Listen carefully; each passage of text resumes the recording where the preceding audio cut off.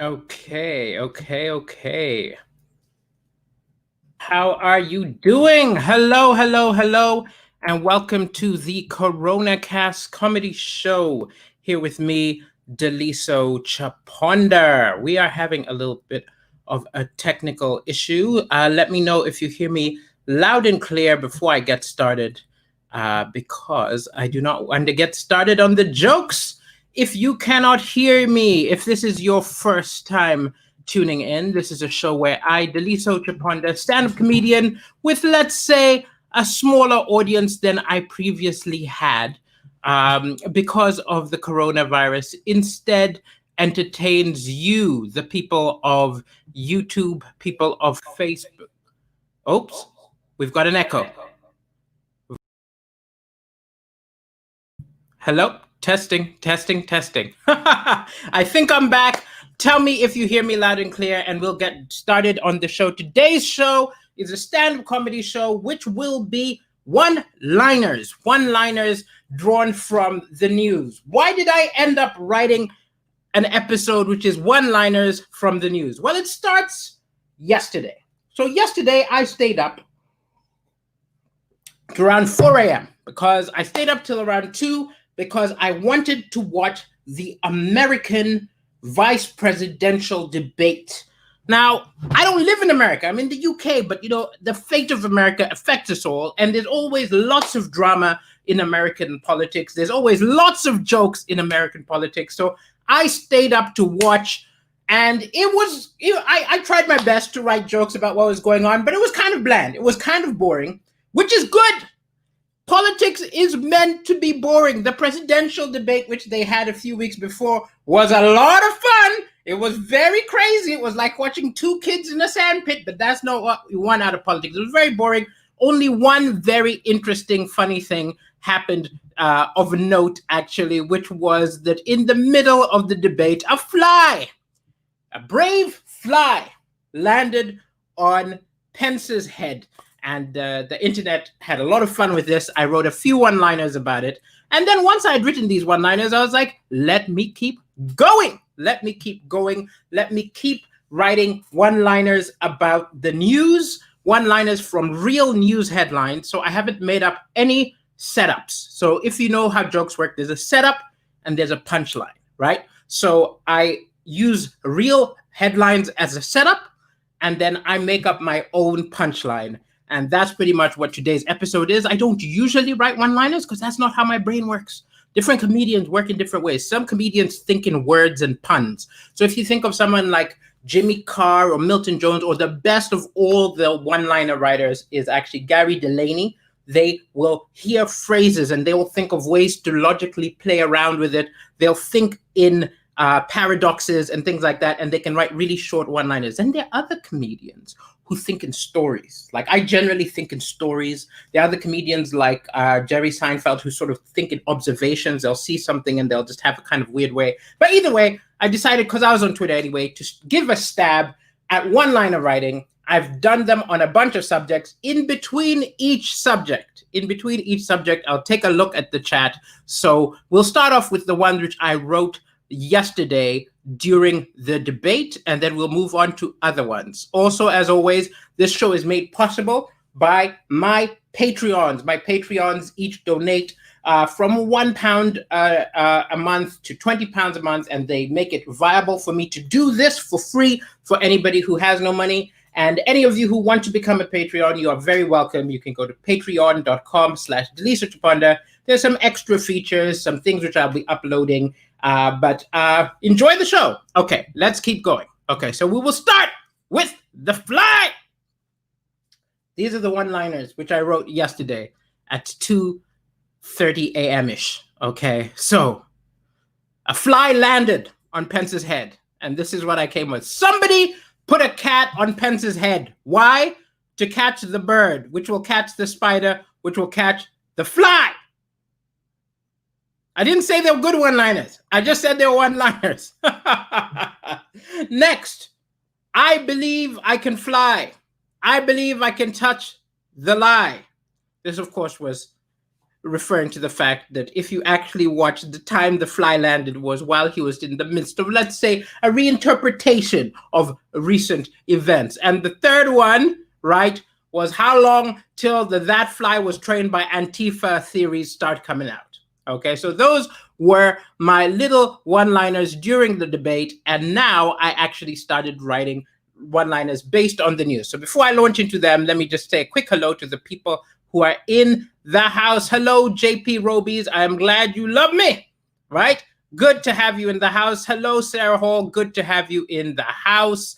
Hello, Jacqueline. Hey, good to have you here. Oops, that's Jennifer. I clicked the wrong one. Hello, Jacqueline, and hello to Jennifer and your little cute dog, which I can see in your image. And you're right, Panda's hiding like Wally, but I think you have coursed him. Hola to 8 Marlene 8. Good to have you in the house. And yes, there are going to be 21 one-liners, not 21 headliners. Me and 20 of my comedy friends would be very expensive. Absolutely fabulous. Okay, let's get going, ladies and gentlemen, to the first subject. Since we were on the American election, I started out by writing out a few one-liners about Trump. So here we go. And as I said before, the first line of all these one-liners is an actual news headline, and that the second half of it is me. So Trump is back in the Oval Office, despite being still at risk of spreading coronavirus. I worry that the coronavirus will intermingle with 3 or 4 of the sexually transmitted viruses that are already in his bloodstream and create some sort of super strain, and that will be the end of civilization.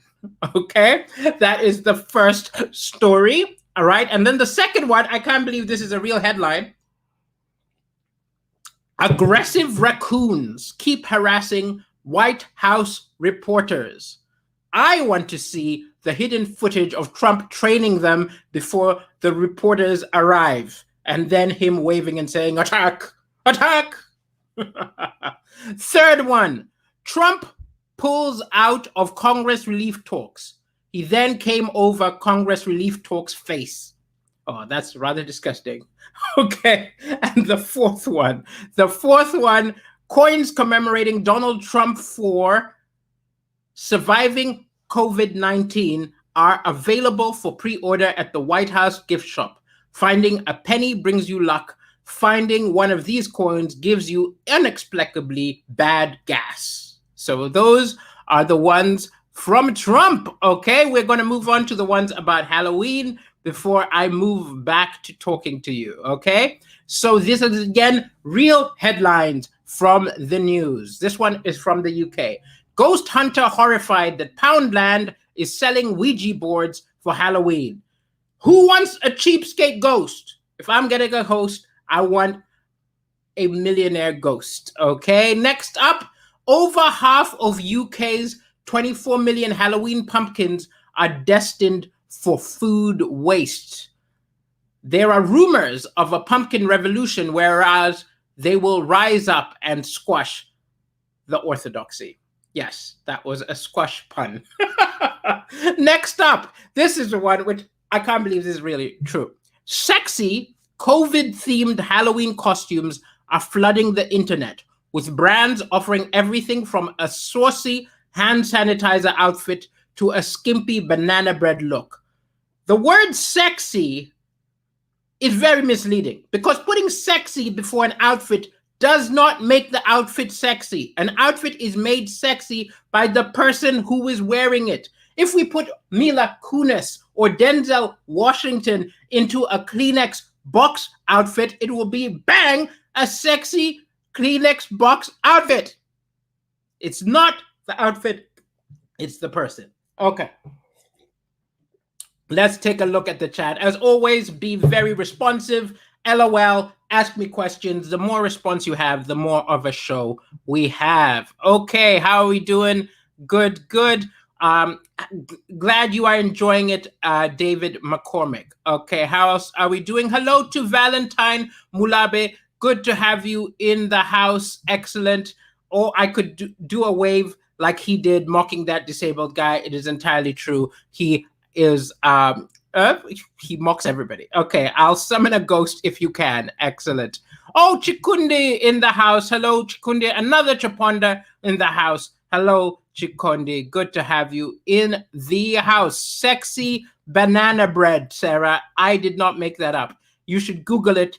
They actually are selling sexy banana bread outfits. Now, I need to think of what outfit I will wear for Halloween. Now, I'm not going to any Halloween parties because of COVID. So the only way I will be wearing a Halloween outfit is probably if I get a gig booked in for Halloween, because then I usually dress up. And what I would probably go off is I'd probably go as David Pumpkins, which is a very funny SNL character. So anyway, let's keep going, ladies and gentlemen, to the next subject. I've written a few one-liners about race. Let's talk about race. And let me reiterate, the first line of all of these jokes are actually from actual news. Okay, the first sentence. Okay. A straight A student, 18 years old, says he was expelled from Dallas Christian School for being gay, and the principal offered him counseling because he had chosen the devil's ways. The student's A's were straight. Surely that's all that should matter to you. Okay, next up, let's keep going. Lawrence Fox, this is UK news. Lawrence Fox refuses to frequent Sainsbury's. Oh, sorry, let me say that again, because I butchered the name of Sainsbury's. Lawrence Fox refuses to frequent Sainsbury's for celebrating Black History Month. Black History Month. What is happening to my tongue? Okay, let's give it a third and final go. So I think Black History Month would be very funny. Actually, Black History Month should be a Black History themed cereal, right? Let me know, would you have a Black History Month cereal? Would you eat it? I think I would. Okay, here we go. Lawrence Fox refuses to frequent Sainsbury's for celebrating Black History Month. It may seem petty, but I'd love to send Black History Month stickers to every single shop within 10 square miles of his house. So he's walking into each one going, oh, not you too. Oh, not you too. Not you too.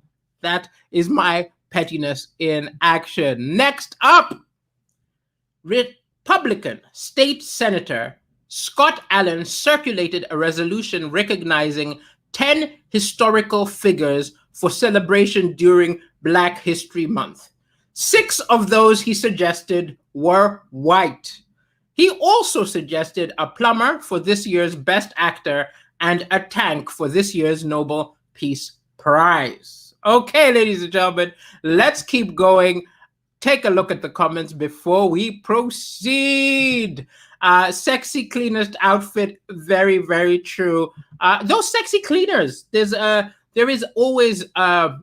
been a history of sexy maids, sexy French maids. I don't know why it's always French maids. It's never like the sexy English maid or the sexy South African maid. It's generally a sexy French maid's outfit, but there is actually not a culture, but there is a tradition of sexy French. How do I feel about Britain's Got Talent? I am very excited about the final, Jacob Langham, and I am hoping, in fact, I am imploring you that you should vote many times. There are only 2 people you are allowed to vote for. These are my 2 endorsements, right? You can vote for Nabil Abdul Rashid, or you can vote for Steve Royal. They're the comedians who I am cheering on. Now, I actually want to support them both equally. So I only get 5 free votes. So what I'm going to do is I'll have 5 free votes, and I'm going to buy 5 votes, and I'm going to give 5 to one and 5 to the other. Those are the comedians I am backing. Okay, let's keep going. Not the tongue again. I don't know what was going on with that tongue twistedness. I'll tell you why it actually happened. So when I write my own jokes, I write them in my own idiolect, in my own way of speaking. Because I'm taking headlines from the news, they just type whatever. Some of the things they type are very tongue twistery. And that is what you witnessed in action. Good afternoon to you, Rui Fernandos, and good afternoon to everybody here.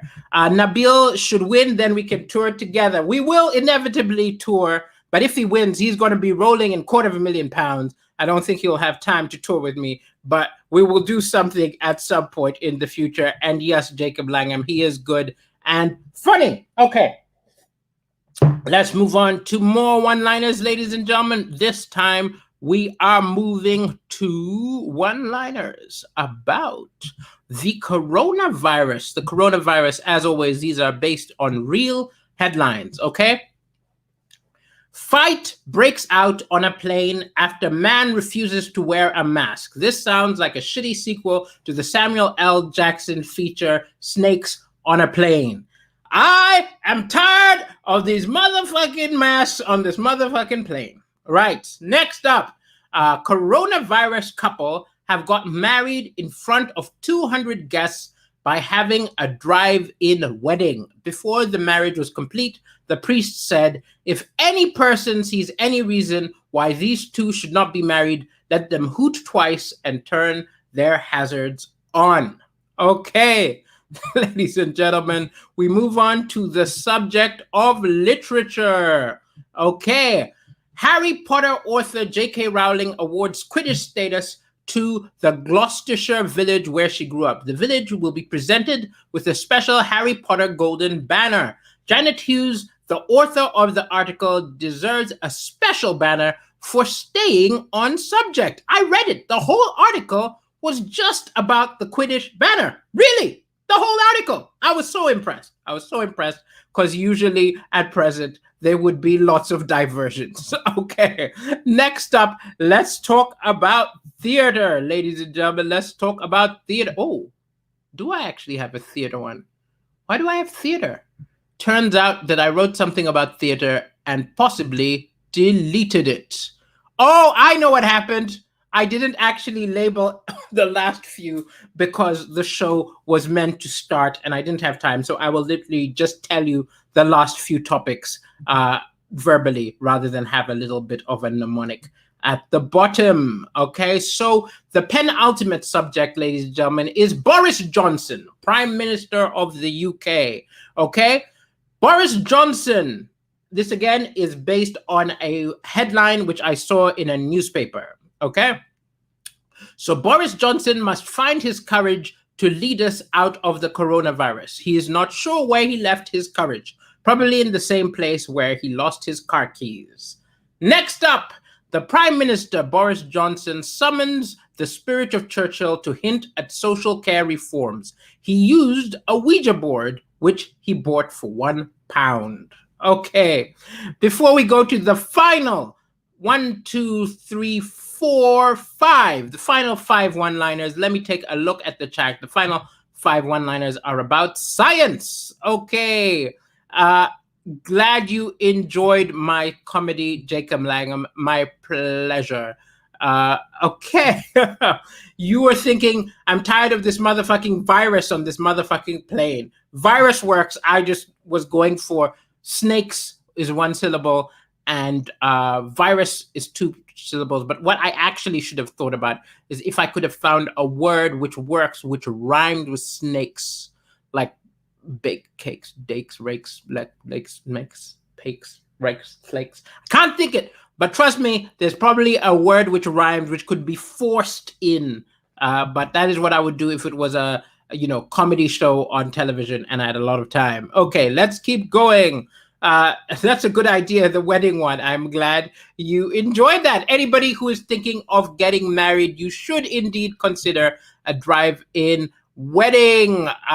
Who is copying your jokes? Rahul Kumar, tell me who is copying your jokes. Good vibes, glad you're enjoying the time. Hey, you sexy freak. I am indeed a sexy freak. I'm doing well. This is the Awfully Irish podcast in the house. Anybody who is watching, you should consider possibly going to YouTube or going to your favorite podcast app and checking out the Awfully Irish podcast. They did interview me a few weeks ago and they do a lot of episodes. They've got a lot of episodes which you can listen. They interview all sorts of people. So check it out. Okay, what are we doing here? Hello, you don't know why, but Boris Johnson reminds you of the Hunchback of Notre Dame. I could kind of see that. Ladies and gentlemen. Okay.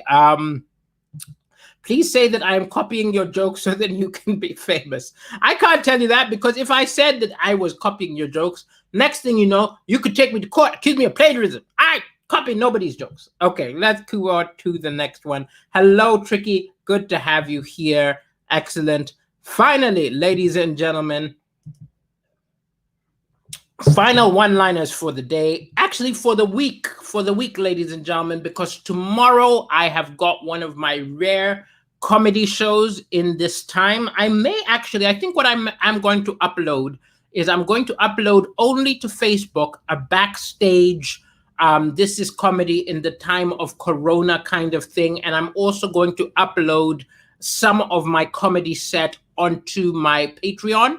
So this is a reminder that you can become a Patreon at patreon.com/Deliso but there will not be one of these coronacast comedy shows until next week, Monday. Tomorrow, I'm doing a comedy show in Worcester. What was I saying? Worcester.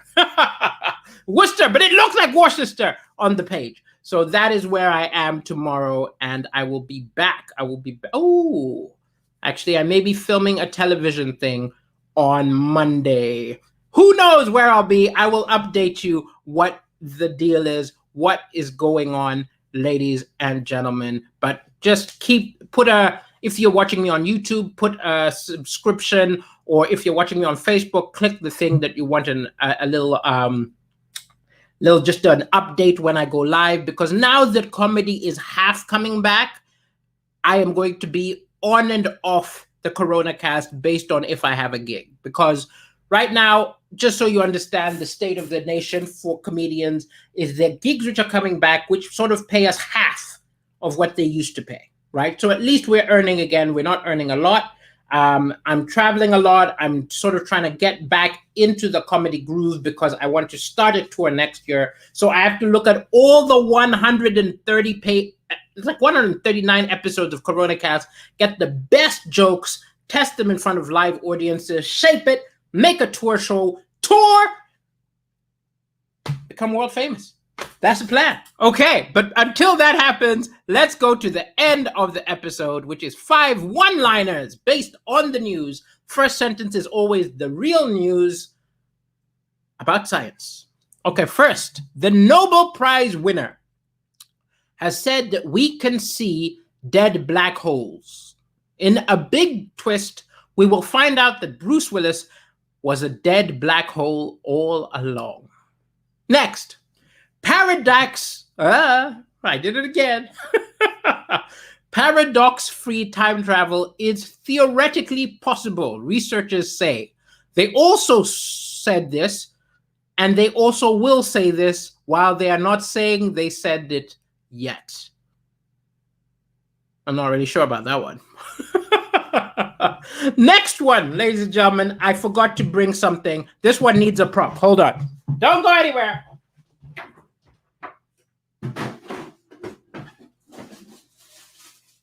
Okay. See, I should have planned this earlier. So, penultimate joke, ladies and gentlemen. Facebook has flagged an onion seed ad as being overly sexual because the Facebook automated recognizer mistook onions for breasts, and this led them to interpret it. Now, I gotta admit that I'm not getting enough views on the coronacast, right? So I need to fool the algorithms and make them think that this is a high titty zone, right? It was not worth going to the fridge, ladies and gentlemen. I just thought it would be funny. I should have put in some effort and got some grapes and a banana. Okay, next up, ladies and gentlemen, the penultimate one-liner of the day. A group of 5 African gray parrots have been removed from a UK wildlife park after they started swearing at the customers. They clearly picked up a few swear words. Now, I say to the wildlife park, do you even understand your country? Don't remove the gray parrots which are swearing. Advertise them. This is the one way to become the most popular wildlife park in the country. People are going to travel from far and wide across the UK to have the swearing parrots.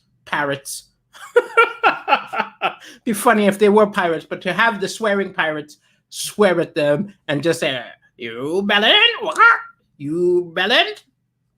And finally, ladies and gentlemen, a duck called Ben Afquack, which we've got to admit is a very ingenious name, but a duck called Ben Afquack has entered the Guinness Book of World Records for having the most followers on Instagram for a duck. Now, let me tell you all, this duck's success is another sign of the decline of civilization, okay? Because I inspected this duck's Instagram and clearly it used fillers on its beak and those rectrice feathers are not natural. Ladies and gentlemen, this has been the coronacast comedy show for the day. Let me give it a little bit of a holla. First time a celebrity responded to your comment, you are very welcome. I am a mini baby celebrity, but start with me. In 2 years, maybe you'll get Jay-Z. Okay, how are we doing, ladies and gentlemen? I will come to Tunbridge Wells. We're currently looking into places because this is going to be the oddest tour which I've booked, because it's not based on the cities you want to do. It's based on if you can find a venue big enough that even with social distancing, you can still sell enough tickets, right? So for example, if it has a 300-seater that they're offering for me to rent for that 140 people coming is probably still enough to make money. That's the kind of things we're thinking. So it's very different from last year when it would just be like, which cities do I want to go to? But possibly I will come to Tunbridge Wells, okay? I need to do them both at the same time, the onion thing. You're entirely right. Who wants a one-breasted woman? We want two-breasted women. But look at this poor unfortunate lady. One of them is really big. One of them is really small, but we won't judge them. She's got double vitamin D's. Okay, let's keep going, ladies and gentlemen. Good luck on the show. Thank you so much, ladies and gentlemen. Thank you for stopping around the coronacast comedy show. Final holla, final shout out. Consider becoming one of the Patreons. I will be back with the coronacast comedy show possibly Monday. I will update you depending on when I am filming this thing, which I am filming. Tomorrow I am in Worcester. If any of you are in Worcester, check out the listings. Ciao! This has been Delisa Chamanda.